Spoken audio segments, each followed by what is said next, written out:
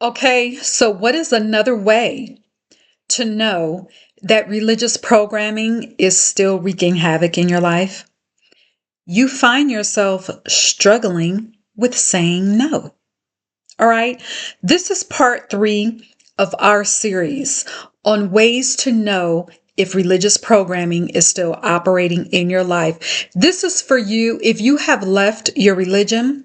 You have physically walked away. You have detached completely from anything that looks like religion, but you know that you feel that there is still more elevation for you to experience. This series is for you. This platform is for you. I am Tamara Tamu. This is the Unleashed Alchemy YouTube channel. We are in the middle of our series on ways to know that religious programming is still operating in your life, because sometimes if you were like I was, it was still operating. Programming was still operating. Dogma was still operating in my life, and I didn't even know. Okay. So I spent years, 20 plus years after I had left religion, that identity was still operating in every single part of my life. All right. But you're in the right place. If you're like, okay, I've left. Now what? Now what do I do? Now how do I really experience elevation and freedom in my life? You're in the right place. So stick around. All right. So you struggle with saying no. How does this relate to religious programming? So here's the deal.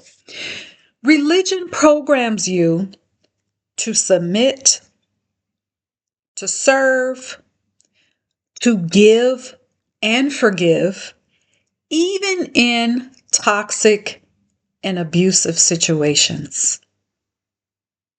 So this can look like the example that's coming to mind, and I didn't plan on sharing this, but I remember having a friend in the church, the last church that I went to. Her husband was cheating on her just as a sport. And the woman that he was cheating, well, the last woman that he was cheating on his wife with, came to the church. And do you not know, of course, that's a very toxic situation to be in. You know, the wife was encouraged to forgive the husband, forgive the woman, keep her family together. But my friend was visibly in pain. It showed up in her body. She was already a thin woman. She became a stick figure. It affected her in every way imaginable. But because of religion, now some people will say, well, that's not religion, that's the church. No, it's religion. Because religion focuses on turning the other cheek. You have to forgive, love your enemies, which was used for slaves, okay? And that's another topic in itself. But religion teaches that. The system teaches that if you are even thinking of taking care of yourself or putting yourself first, then you are a selfish individual. So then creating boundaries becomes wrong. Creating boundaries becomes a negative thing because remember, if you're creating boundaries, that goes against you serving, forgiving, and giving of yourself. It goes against all of that, right? So you can't have a bunch of people taking care of themselves and making taking care of themselves a priority. That messes up the religious system. Religion gives you a priority list. I can remember hearing this list that I'm about to share with you. Even as a child, it never made sense to me. So here was the list, the priority list. If you had a family, it was God, family, then serving other people, which other people meant serving the church, and then you. If you didn't have a family, just take out family and it's the same order. In either case, you as a human being were last. You were last on that priority. Can you imagine being taught, living life from the identity that you cannot be the priority in your own life? You have to understand how that affects your identity. You have to understand how that idea wreaks havoc on your nervous system and is completely misaligned with your soul's identity. So you weren't a priority.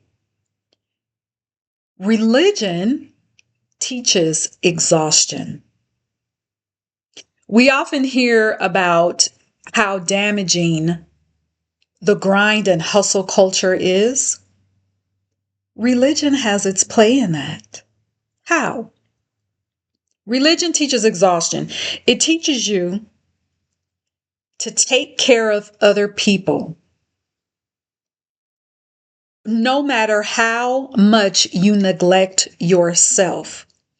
Doing things, constantly appearing to be productive, being busy about the work of the Lord.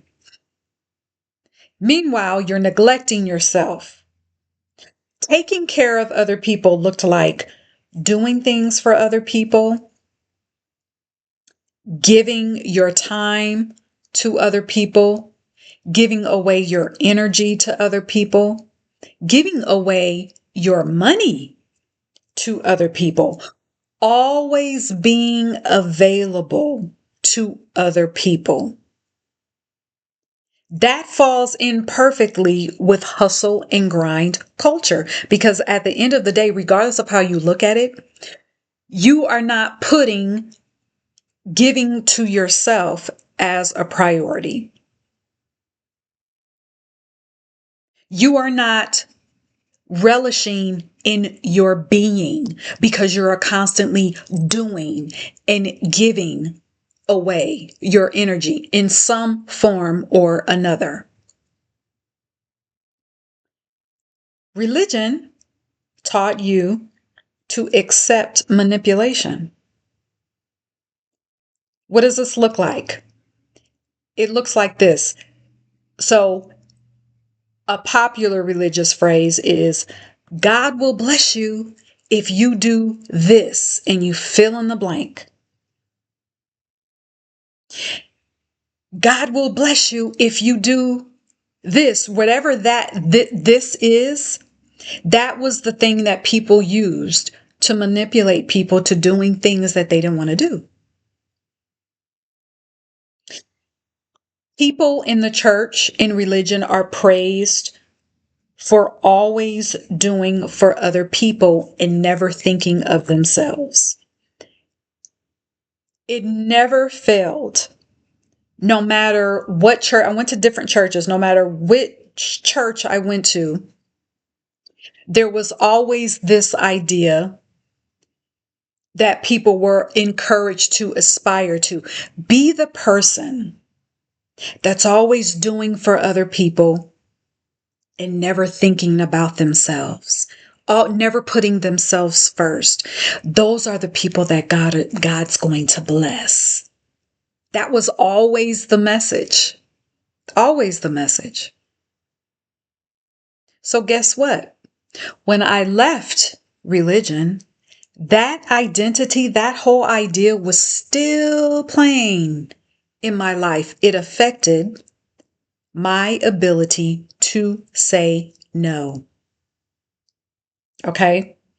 How does that identity show up in your life right now? How has it shown up in your life right now? One way is you're still allowing yourself to be manipulated. What does that look like? Here's a very easy example. Someone asks you to do something or go somewhere. You proceed to say no, yet they talk you out of your power by giving you all these benefits of why you should say yes. And really, the benefits are not about you, it's about that person or the other people that are involved. Okay? That's one way. You allow people to cross your boundaries. Now, boundaries, we already know that could be physical, it could be emotional, it could be in just conversation. Crossing a boundary, you set boundaries for yourself. Those are for you, not for another person. What's another way that not being able to say no shows up in your life? You think because you don't hate a person or because you're not angry with a person who may have hurt you in the past or did some things to you to harm you in the past, you may think that because you don't have those feelings anymore, you've let it go and you've moved on with your life, that somehow when you see that person that you have to allow them into your sphere. No, you don't. The reason why I'm bringing that specific example up is because I see people who are still holding on to that idea. Well, I've forgiven them, so if, I can speak to them, and yet this person has did them dirty, has did them wrong, but yet they feel like in order to prove that they have forgiven this person, that they have to allow that person to come into their sphere with a hello, with a hug, with a conversation of hi, how you doing? No, I don't believe that. You can forgive, I won't even say forgive. You can release anger and hatred from a person and you can never speak to them again. They can be right in your face and you don't have to say anything to them because you are not proving anything to anyone. But that goes back to that turning the other cheek foolishness, which is a topic for another video. All right. How else can not being able to say no show up in your life? You feel as though you have to explain or justify your no with a follow-up as to why your no is not a reflection on the other person or people involved. So, for example, you say no to going somewhere. And you say, well, it has nothing to do with the other people. I like the other people there. I even like where we're going. I just really don't want to go. The answer is no, I am not going. The answer is no, I appreciate the invitation, but I will not be there. And that's it. The end. Being able to say no without explanation or justification is freedom. All right.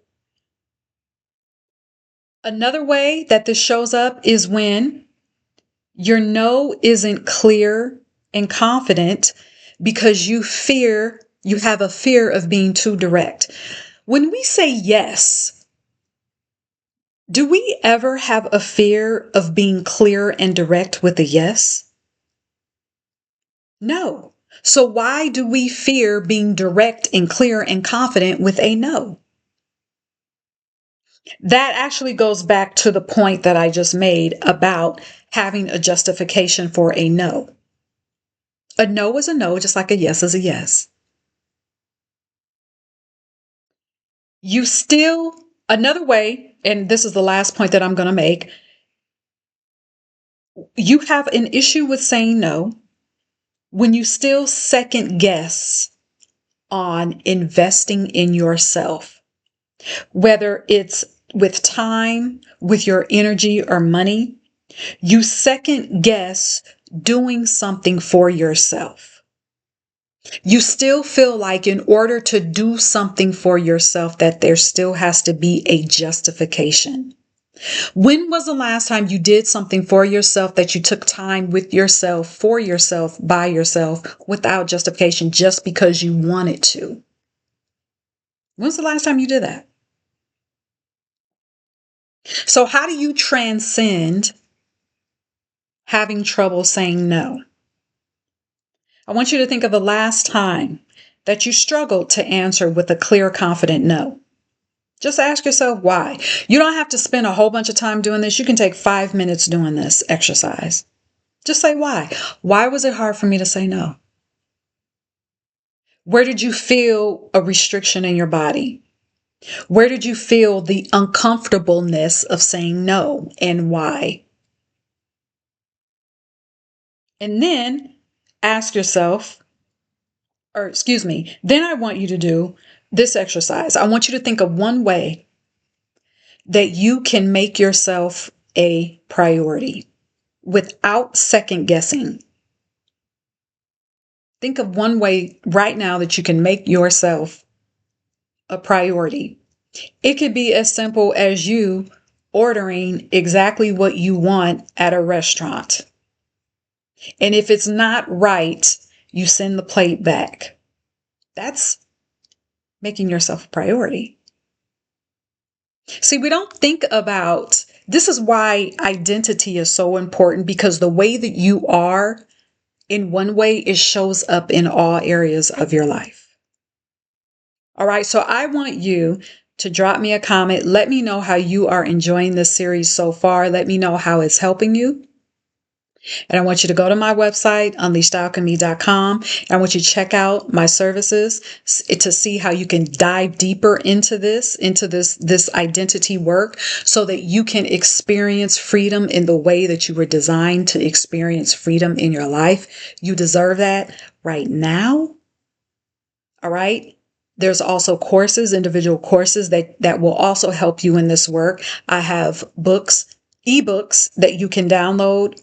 As soon as you purchase, you'll get the download in your email, delivered directly to your email. So I want you to check that out. All right. So until next time, keep watching the series. Watch my other videos too as well. And if you are new here, thank you for being here. Hit the like, subscribe, share this with other people that you know that this information could be transformational in their lives as well. All right. Until next time, be sovereign.